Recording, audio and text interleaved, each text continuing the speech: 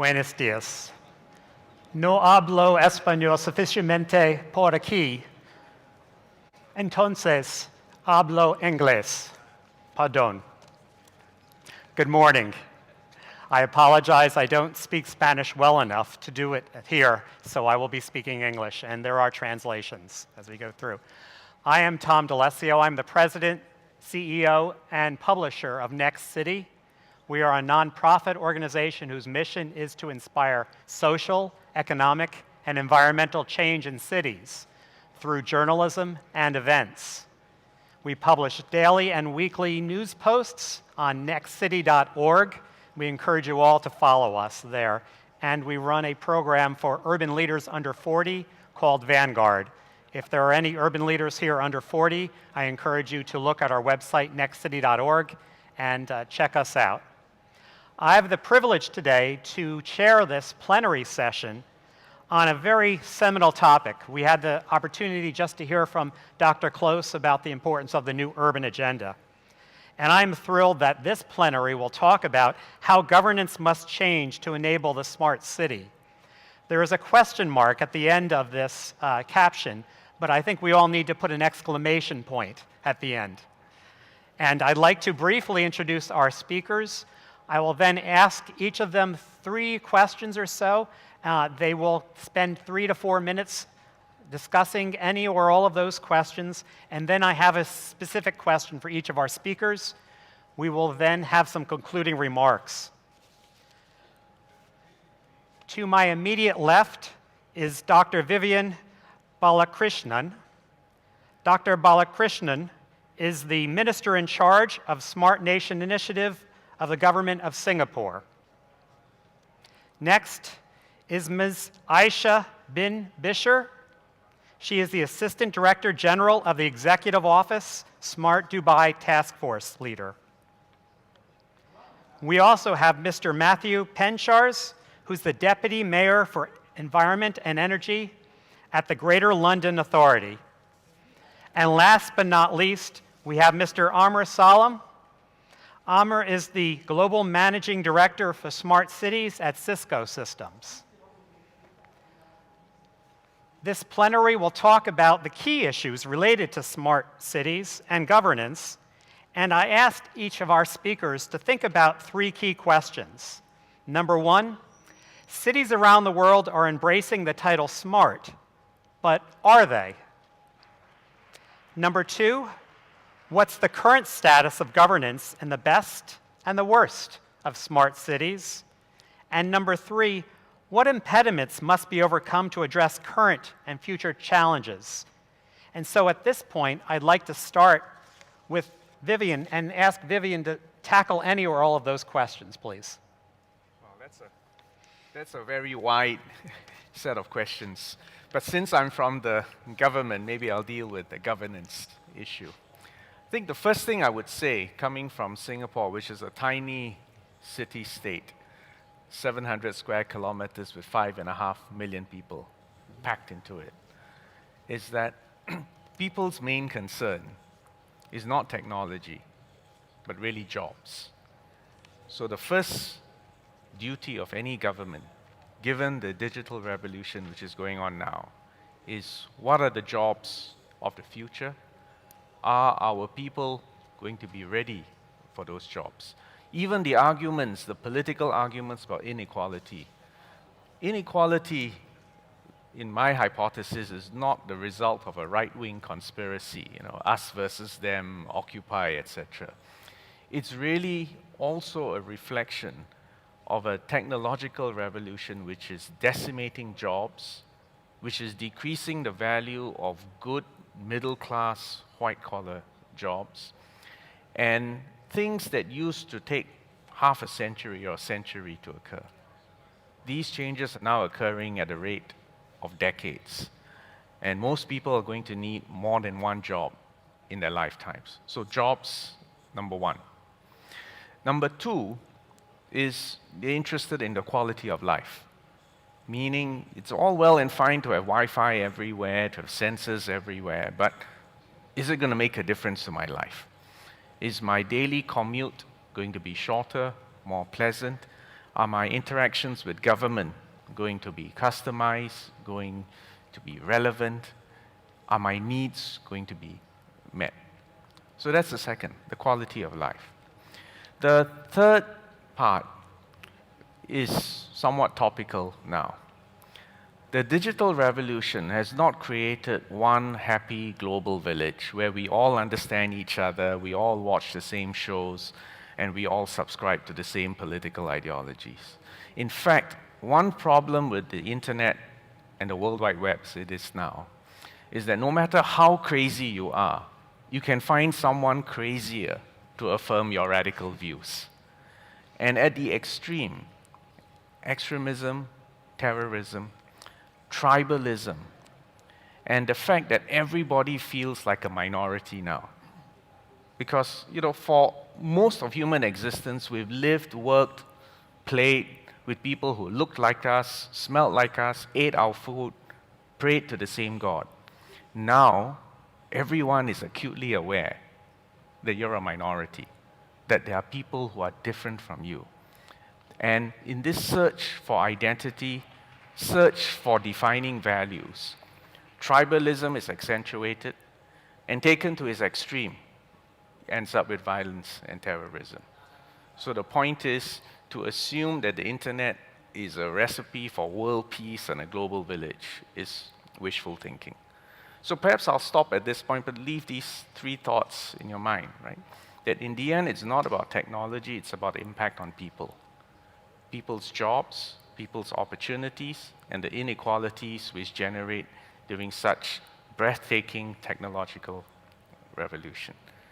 And then the fact that we need to understand that people just want a better quality of life, better services, not technology.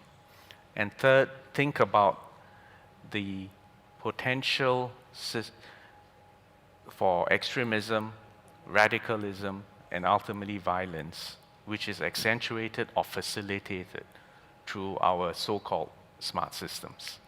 So I'll leave it there as food for thought. Wonderful. Thank you very much for those very provocative comments. Aisha. When we say a smart city, is it something new? Always cities being smart, and this is what differentiates cities from towns and villages. What really people want from cities is to have an efficient services, seamless services, and cities should provide an enriched experience for their citizens. So, is smart city a hype? Is it a marketing trendy topic? I'm not sure, because always cities being smart. But I think today for city managers to sit and see exactly how they can enrich the experience of their citizens, residents, visitors, this is the most important thing. And to provide a safe environment, a seamless environment. And always the cities will be smart. So it's not something new for us. But I think the journey for each city differ, really the challenges they have in each city. For instance, in Dubai, our goal is to make our city the happiest city. Taking the technology as a mean for us, it's not the end goal for us. Technologies do provide only solution, and only solution can bring happiness for the people. So smart is not something new. Smart always will be there, utilizing whatever technology is available. Whenever the technology will be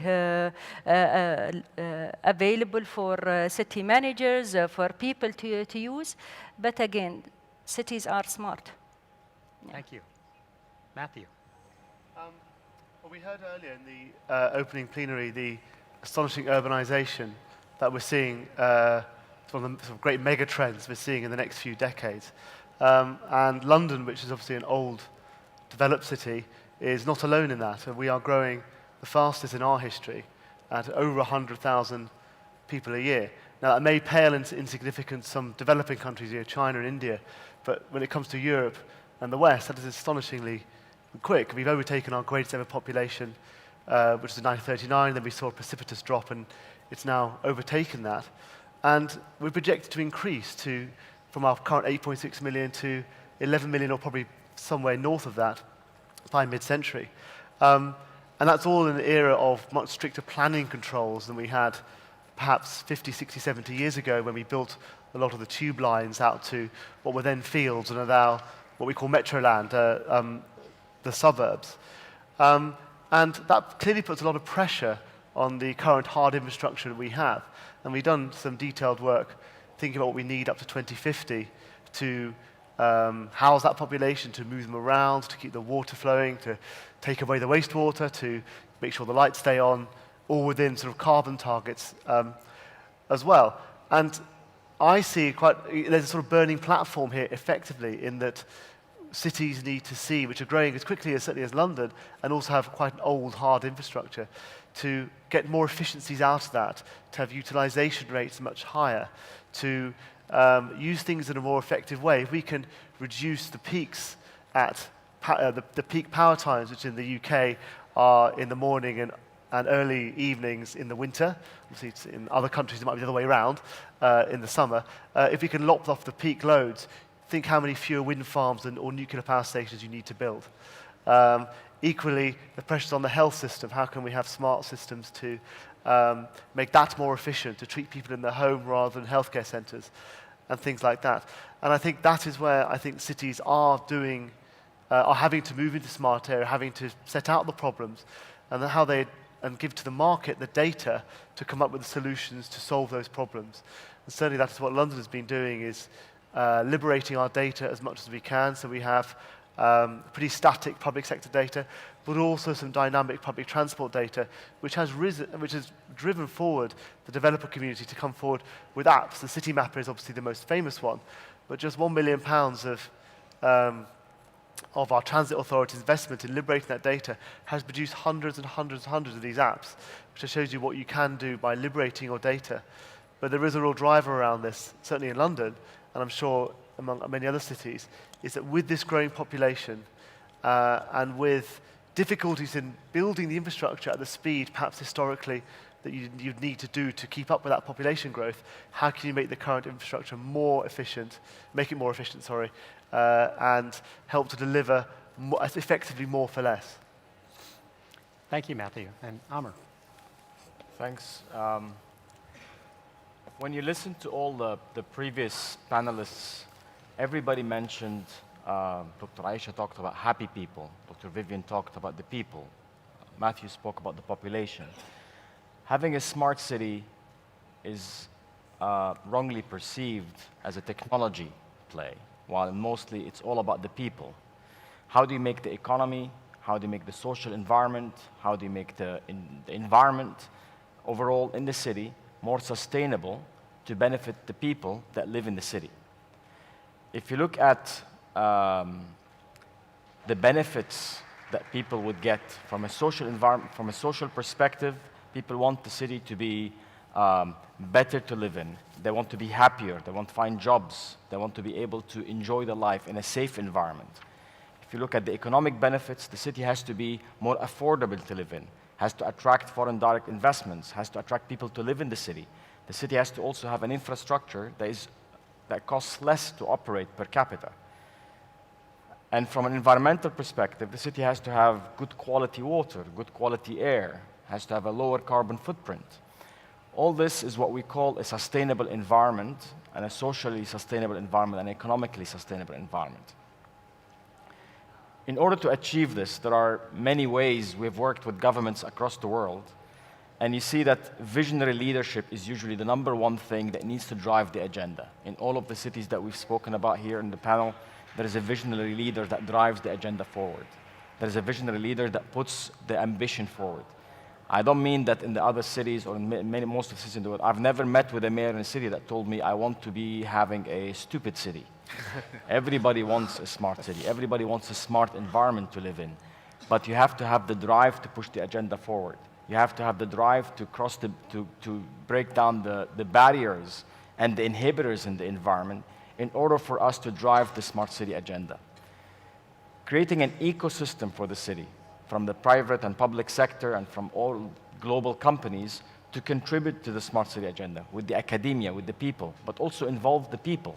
So it becomes a private, public, people participation in the agenda. The people are the ones that will make the city smart. They will have to live it. The city will not be smart and finish. It's a journey that they have to go through. It's a lifestyle that everybody has to adopt. Every business has to adopt, every government agency has to adopt, and every citizen has to adopt as we move forward.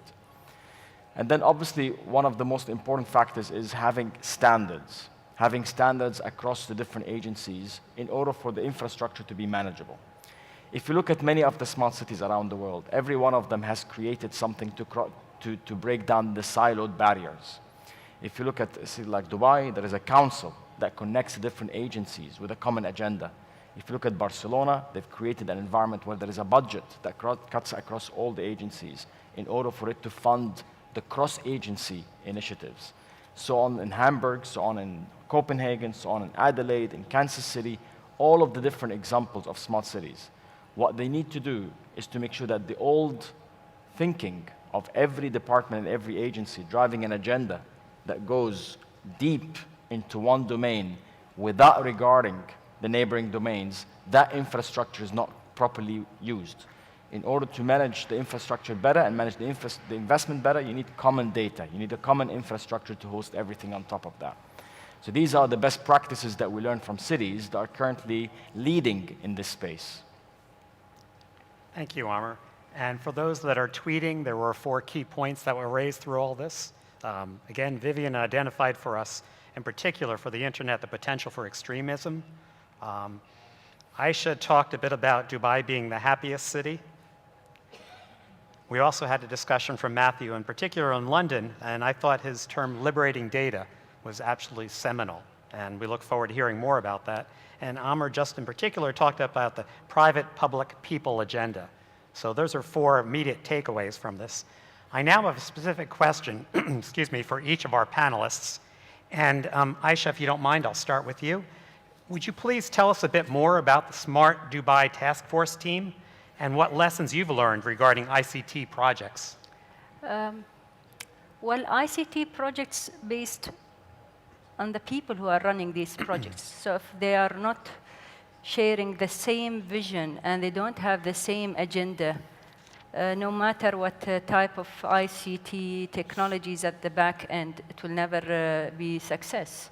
The first thing you need to do is to do a proper change management course with your team to make sure that they all have the same vision, they all see the same page with you. Otherwise, it'll become a very difficult task and will take years and years. This is one of the main things that we learned in Dubai, to bring everyone on board with us, whether it be government or private sector, to see the same vision. It was a difficult task. It took us almost 1.5 years, but alhamdulillah, today if you ask any one of the members in the executive committee, they all see the same destination that we see it at the heart of Smart City team. So change management is one of the main things that any leader or any project manager for an ICT project should have and implement. I couldn't agree with you more. Critical role of leadership in this effort. Thank you, Aisha. Amr, what is Cisco doing to advance smart transportation, energy, and other infrastructure? At Cisco, we've been in this journey for quite a long time. We've started what we call intelligent urbanization, and then smart and connected communities and smart cities, probably 6-7 years ago. There are multiple domains that impact the life of the citizens in every city. Transportation, energy, obviously are two key domains in this area. When you look at traditionally, transportation was looked at as one agency that is responsible for the movement and the mobility across the city. But today, all other agencies have impact on transportation because technology made all the data connected and interchangeable. If you look at transportation today, you cannot disconnect transportation from the municipality work, from the waste management work, from the water management work, from all of these different pieces, leverage the same infrastructure to deliver their services more efficiently. So Energy is the same thing. Transportation has impact on energy. Lighting, street lighting has impact on energy. Even the private sector has impact. So I go back to the point I made earlier, is that one common infrastructure that hosts all different services will provide one common set of data that would be available consistently to all different use cases or applications or domains. In transportation specifically, today mobility has become, in every single discussion that you have with mayors, the impact of transportation on the city, be it the carbon footprint, be it the loss of productive work because of traffic delays, but even more importantly, it impacts the social behavior of the people living in the city. People have road rage, people increase the traffic offenses in the city, and that impacts the whole image, impacts the tourism, impacts... So again, transportation is no longer dealt with as one domain, but actually impacts everything else in the city that has, that suffers from the results of bad transportation systems. Thank you. And as we look in particular at the critical issues of infrastructure, we see a variety around the world of services. The idea, though, of connecting the data and making sure in particular that those who manage these systems understand the interrelationships and the connectivity is key. Oftentimes we find ourselves in silos and managers end up deciding they were just going to manage one specific aspect of that. So those are points well taken. Thank you very much. Matthew, would you tell us a bit about what are smart cities like London and where are they headed in regards to energy and the environment? In particular, how is technology transforming how the public sector provides critical services? Well, on the public sector ones, I suppose some of the examples of how we're using data from different areas to de-siloize, I think I just invented a verb there, some of these city-managed areas. So air pollution and transport is a relatively low-hanging fruit, in fact. So we have air quality sensors across the city, and we are increasingly having hybrid public transport vehicles, buses, and in due course taxis. All new taxis from 2018 will have to be zero-emission capable. And you can see immediately how if you tie up the drivetrain of our buses and our taxis with air pollution sensors, you can have them, when they're doing the run to the motorway, they can put on their petrol hybrid engine, their petrol internal combustion engine. But when they're in the areas of high air pollution, perhaps in the central area or areas where there's high population exposure to that, they'll go onto their electric drive cycles and have a real impact on health outcomes. But also what we're, I think, coming off what Amra said just now, to do with our utilities, we're using our position as city government. Now, we don't have a direct lever to instruct our utilities, which are all privatized, regulated monopoly utilities in the UK, to liberate their data, I'll use that term again, but we're working very closely with them to try and get the data out there in a way that it may not all be public, because some of it is obviously commercially sensitive or even have security concerns, which is understandable, but in a way that the important players can see a unified map about what their planned interventions are. So the water companies perhaps didn't talk as well as they might have done with the telephone company, who didn't talk perhaps might as well as they've done with the gas company, electricity company. So the notorious example, certainly in the UK, is the same piece of road being dug up umpteen times in 6 months as they put in all their different cables, pipes, wires, etc. Sure. So what we are seeking to do, and there's a real opportunity here through smarter use of data, ensuring the data is interoperable, is so that these companies can sort of see what each other is planning to do and plan their interventions in a more coherent way to reduce disruption to residents, but also, in fact, there's a huge operational savings, and they're beginning to see that. And we really are seeing progress in this area where we have tried several times before, but now we're really seeing that. And it shows you, I think, the opportunities of city government influencing, not dictating, because we don't have that power, but influencing the big providers to do that.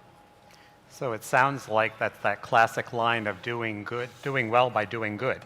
There are actually economic savings by breaking down the silos, de-siloizing the area. I love that. That's a great term. Thank you.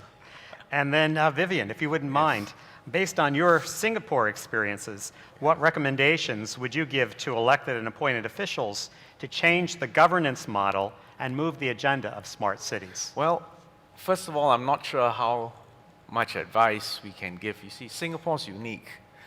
We're a city-state. There's a single layer of government. Our Prime Minister is a mathematician, and he still codes.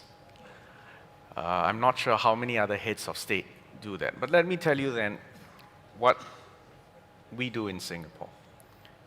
These are what we believe to be the roles of government. Number one, infrastructure. So in Singapore right now, every single home and ultimately every office has 2 fibers ending in a home. So that's virtually unlimited bandwidth for the future. This is a key role of government, to roll out infrastructure.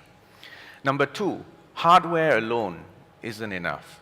You need to train people, you need to educate people, and given the pace of technological advancement, you need to focus not just on training or educating students, but adults as well, who will need to relearn skills for the next phase of their career. In schools, we're going to have computational learning for every single student, so that people know how to code, or at least how to appreciate code. Number three, government has to invest in research and development. So if any of you here have got some crazy, wacky ideas that need funding for research, for development, for prototyping, for test bedding in Singapore, please apply to us. The crazier, the better. But that's because we believe that's where the breakthroughs will occur. The fourth role is for government to be a smart buyer, meaning it's well and fine to develop something in a lab. It's even interesting to prototype it. But if it works, to be able to upscale it into a national solution. And that if the Singapore government buys it from you, that means something. You can now go to other parts of the world and say, well, I have a solution which has solved a problem, and the Singapore government, which you all know is very critical, has decided to pay me real money for it. That's a useful calling card. So that's what I mean by being a smart buyer. The fifth element is to create an ecosystem where it's not just technology or entrepreneurs, but really smart money. And smart money is money that, if you've got a great idea, it's not just money you need, but someone who can mentor you, someone who can give you access to a network, someone who can connect you to bigger markets or to more interesting technology in order to improve your product. The sixth point is really what I refer to as open data, open source, and open standards. And I think this is something that governments need to take a lead on. Now, we all have free Wi-Fi here. For those of you who have your phones, go to this website called beta, B-E-T-A, .data, D-A-T-A, .gov.sg. This is a website in which we are putting all available government data. The website is run on CCAN, so it's open source. The APIs are available, and anyone, any Singaporean, any foreigner, anyone anywhere in the world can take that data, mash it, hopefully co-create solutions which could work to improve services. And equally important, when you move into an open data environment from a government perspective, it means there's going to be a great push on delivery of services efficiently. So I'll give you an example. If you notice a drain is clogged in Singapore, you take a photograph, in 2-3 clicks, it's uploaded. Not only does the agency need to fix it, but that photograph is available for everyone to see, and it is geotagged and it is timed. And therefore, it provides a very strong incentive for the agency to quickly resolve problems. So open data provides avenues in a very real way for citizen participation, for the creation of solutions that cut across boundaries and silos, and is a spur for government to do things quickly and efficiently. And this website, the chief proponent for it for us has been no less than our Prime Minister. And he told all the agencies, look, it's not enough to just publish an annual report, or worse, a PDF file. It needs to be machine readable. And what we're trying to do now is to make them all accessible through APIs, application programming interfaces. So as we do this, we believe we can change the culture. We can change the national operating system to one that is based on openness, transparency, service delivery, and co-creation.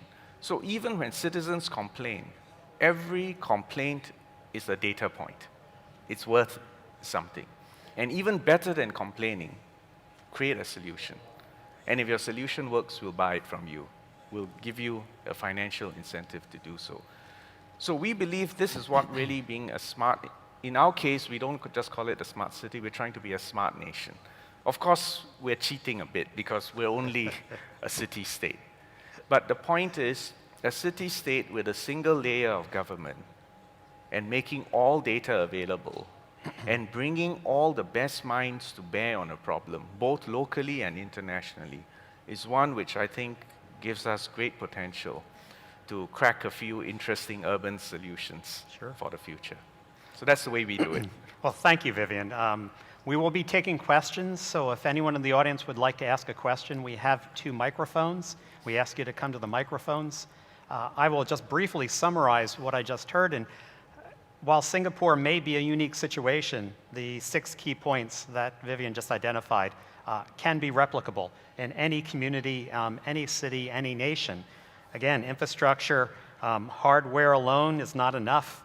Government investing in R&D, government being a smart buyer, creating an equal system of smart money, and then the open data source and standards. Critically important. Matthew talked about, again, the critical issues of with data and some examples of hybrid buses, zero-emission taxis, and others. London is providing specific examples of the future. Amr reminded us we can't disconnect transportation and energy from other aspects. Our systems need to be integrated. We need our managers and our politicians and leaders to understand the interconnected relationships. And Aisha started us off on ICT, indicating that leadership is key. And again, that change management may take time, 1.5 years. In the scheme of things, is not really that long, especially when infrastructure may last 50, 100, 200, 1,000 years as we go forward. So I welcome from the audience any questions that anyone may have. Again, please come to the microphone. Yes, sir, please. And if you wouldn't mind identifying yourself, please. Thank you. I'm Pratap Padode from Smart Cities Council, India. And this question was for Vivian. How would you justify the cost, the return on investment for something like open data? Because there is lots of countries, including India, the questions in cities is also, how do you utilize your resources? And therefore, if you're going to invest in open data, big data, for cities, for co-creation, like you said, what's the kind of return on investment you think over what period of time? Well, first of all, India is planning to have 100 smart cities. So that's on a scale that's unimaginable anywhere else. My second point would be open data and open source and open standards is more a cultural change rather than an investment. Yes, of course, it does take effort to impose open standards on everyone, but website space, bandwidth, all those costs are falling. So my argument, in fact, it's not my argument, it's what the Prime Minister has imposed on us, is that the costs are trivial, but this is an essential imperative. And in any case, in the case of Singapore, we don't have any secrets to hide. Every tender for every project is published. Put it all out there. So it is more a cultural change rather than an investment decision. But we believe that in any case, the upsides from moving towards such a society far outweigh the administrative burden it confers on civil servants. So yes, from a government point of view, it's a burden on civil servants. But I think if you put it to a vote, the vast majority of your population will say, yes, I do want that data. I want it to be available. I want to be able to mash it. I want to be able to take things from different departments. I want to be able to offer solutions. I want to be able to sell those solutions. So, at that level, the return on investment far justifies it. And Amo would like to jump in on this. Just want to add something. Big part of what cities would be creating in this journey is a new economy. Yes. From the young upcoming talent, from the young graduates that will be thinking about new ideas and models that the older brain like ourselves won't be able to imagine them because we grew in a completely different environment. I want to give one data point that is very important. We looked at our investment portfolio, and the cost of taking an idea from ideation to commercialization, that used to be 5 years ago, used to cost $5 million at least per idea. So when we invested, we needed to understand that was the cost that we were putting ourselves forward to. Today, it's $5,000 from ideation to commercialization. Why? Because you put on the cloud, you pay as you go, you pay as you grow, you rent, you lease. Yes. All of this, all of the tools that you would have needed to buy as CapEx, you no longer need to buy them. You use them and you pay for what you use and you send them back. The talent is available. So the ROI on the open data is not only from the immediate return to the agency or the department, but in how you create a new economy, a new industry in the city for all the young, upcoming, talented individuals to create jobs for the next 300 years in the future. Absolutely Yes. right. If I may add also here, for any city managers, they need to present to the leaders such kind of studies, especially when it's come to a platform, opening data and collaboration with the different parties in the cities. And that's what we are doing today in Dubai, whether it be smart districts or even in the central heart of the city. We are building a platform, and it will cost us a big figure. So what is the ROI behind such investment? We are opening our data and sharing our data, whether it be between government to government or government to public and a private sector. So what is the ROI? Amir's point is worth emphasizing. The cost of doing this is falling exponentially. The barrier to entry from $5 million to Yes. $5,000 Yes. is so much lower.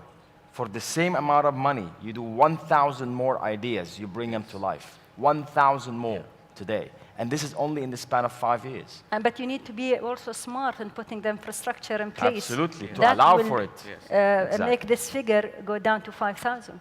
Right. And Matthew, did you want to add to Well, that? I just really wanted to give the example I gave earlier in that our transit authority invested just £1 million in making the transit data effectively open source. And it brought forward hundreds of apps. So hundreds of these sort of startups that Amir referred to. So that's creating new value out of this data. So 1 million of our capital cost created, I think millions of pounds of value to companies.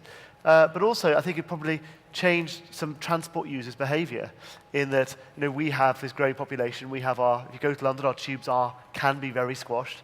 The buses can be very squashed, congested. And I think you will see people changing their behaviour a bit by using their apps. So you have a direct saving then back to the transit authority about what services to run, etc., how to manage some of these flows of people. So you're seeing sort of multiple benefits from what is in the big scheme of things, a tiny investment from the city authority. Thank you. We have about 5 minutes left, so I'd like to take a couple of questions at once, and then we'll decide how to divvy them up. So quickly, if you could tell us your name and your question, and then the next person, and we'll capture all the questions. Hello. My name is Pablo Valerio for Cities of the Future. My question is for Mr. Salem. It's about this issue of silos that you've been talking before. And it's regarding here in Barcelona, Cisco has been doing a great job in the past with the city council, and I hope it continues to do, And the previous city administration was very, very involved into this smart city movement, but things have changed. There is a new city government right now that it looks like it's not so focused on doing the same kind of things. What happens with these kind of political changes are actually going on, and how is now the program with Cisco and other technology companies working here in Barcelona? Thank you, Pablo. Next question, please. Hi, my name is Brana, and I'm from Microsoft in Norway. I have a question to Vivian. I really admire your Prime Minister as actually having the foreseen vision that releasing public data, we are not able to solve the challenges of the innovation on ourselves, but invite not only national, but also in an international community in order to make the innovation and empower that. What kind of business models do you see if you guys select one of the innovations and it works out? In order to build that ecosystem, it needs to have a sustainable business model. Yes. Could you please share some of your thoughts on that business model? Thank you. Thank you. Hi, good morning. Question for the panel. So we see technology advancing at breakneck speed, but sometimes regulation and service contracts are not keeping up with the speed of the advancement. So what can be done to bridge this gap? I'm David from Infocom Investments. Thank you very much. So we have three key questions. The first dealing with what happens with political change in particular, and what corporations and businesses do in that situation. Second, the issue of business models, inviting the international community engaged. And then third, the issue of regulation. And I'd like to ask our panel if they wouldn't mind jumping in on any or all of those questions. Well, if anybody wants to take the political change, I'm happy to. Political change, as a politician, the answer is very simple. Vote for the right people. I think this is fact of life in every environment that we operate in. Agendas change, beliefs change, but at the end of the day, I think I said it earlier, the smart agenda is for the people. You know, it's what services you deliver to the people, make it happier for the people, and this is what will drive the political agenda most of the time. Maybe let me deal with the question on business model. If I could back up a little bit, what we believe is to first lower the entry barriers. So whether you're a one-man startup, or a fledgling, or Microsoft, or Cisco for that matter, the cost of doing business in Singapore has to be as low as possible. You can register a company in Singapore in 15 minutes because you can do that online. So that's one element. The next element is, as I said earlier, to make sure that funding is available, but not dumb money, but smart money. Money that comes with contacts, technology, and networks. The third point is to be agnostic. That means whether you're a Singaporean startup or a Singaporean large enterprise or an international company like Microsoft, it doesn't matter. We will treat you all equally. It's fit for purpose. Does the service that you offer, does the software that you offer make sense? Does it meet our needs? And does it pass muster by us? We also realize that because Singapore is so small, there is no real confined local market. So anything which you do in Singapore has to be internationalized, almost at the point of conception. And there's no protective barriers that we can give you.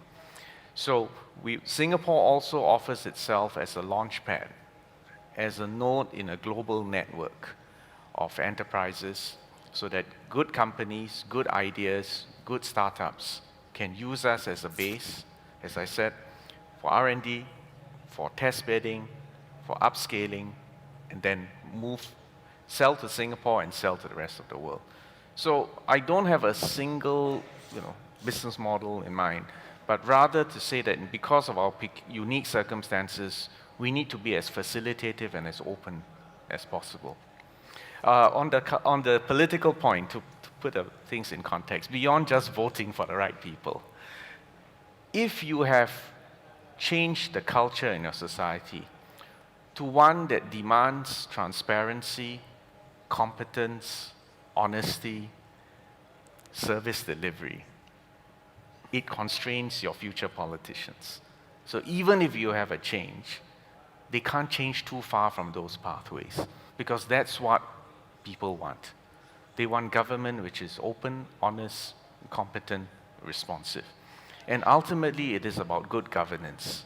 And good governance is based on values, the values of a society, and it almost doesn't matter exactly what form of government you have. It has to meet the requirements of the society, the demands of citizens for good governance. And good governance ultimately produces good jobs. It deals with inequality, and it maintains social cohesion.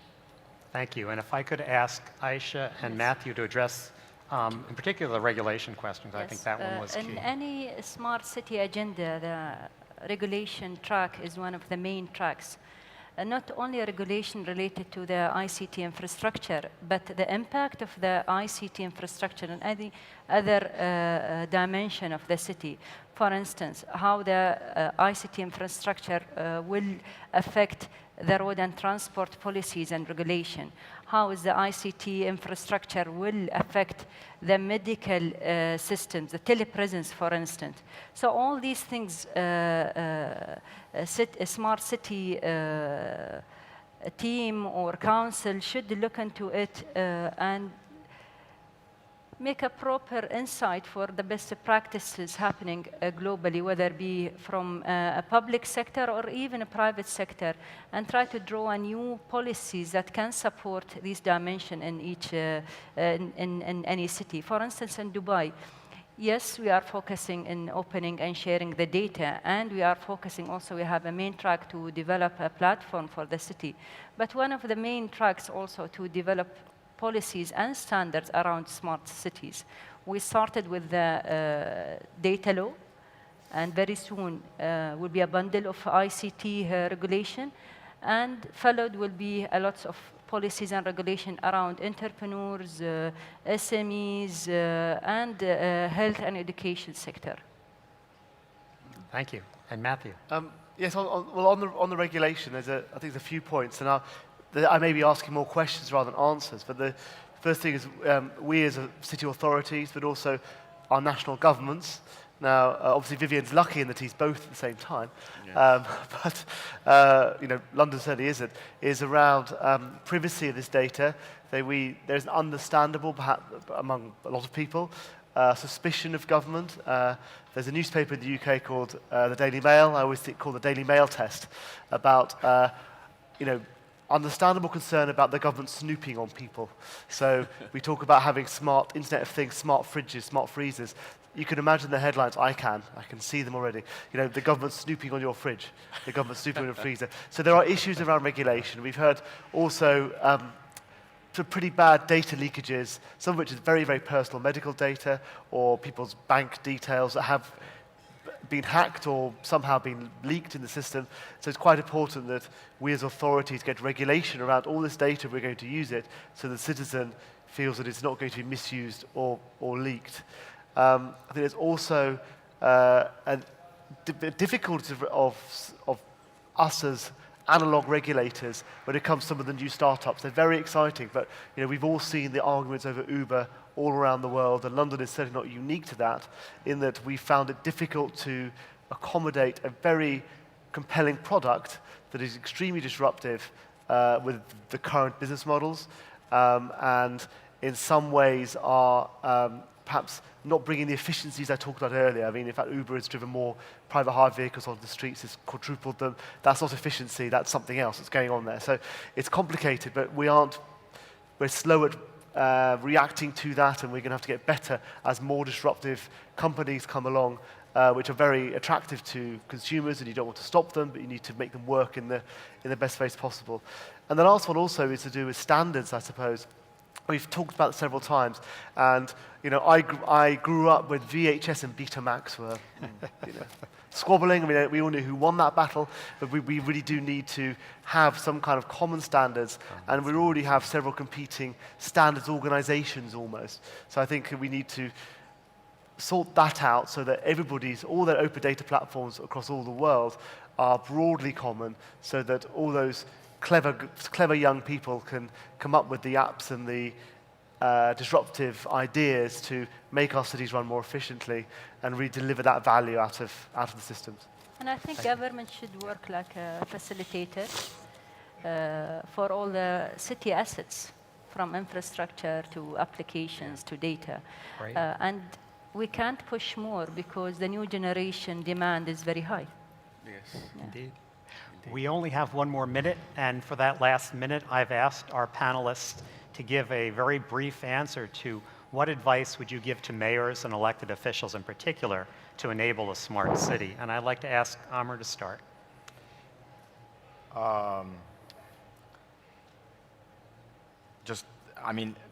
What we've heard here is the breaking of silos. We've heard of the open data. We've heard of the investment.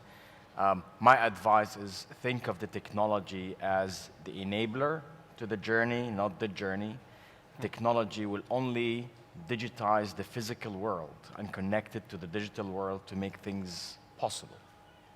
Thank you. Matthew. I think if you're running a city authority, it's really getting your data out in the most open way possible, and as much of it as you can reasonably do as well. The market will come up with ideas to solve your problems, but a relatively small amount of investment can create huge value from that new market and help to solve the problems that all our cities are facing. And that would be my elevator pitch sale to a mayor of anywhere. Thank you. Aisha. From my experience in Dubai, I think every city should focus both vertical and horizontal. Keep the entities or the authorities work in whatever business they are and improve all their services through ICT systems, but also work into the horizontal cut through these organizations to break all the silos, whether opening the data or developing APIs on top of that data. So both of them, they are very important. You cannot stop one of them, but they have to work hand by hand. Hand in hand. Thank you. And Vivian. Well, I've probably said too much already, but I would say keep an open mind. Understand that value now comes at the boundaries of different disciplines and different silos. Trust your people and give opportunities to people both within and outside your city to solve real-world problems. And it's a great time to be alive because we're living through a revolution. And everyone can participate and hopefully make a better world. I appreciate Vivian's optimism on that. I share our panel's optimism as we go forward. Audience, please let's give our panel a warm thank you for this. Thank you. Thank you very much. Thank you.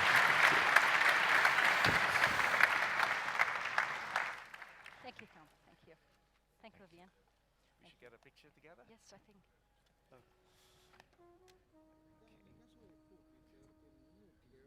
De casi 54.000 grados Fahrenheit,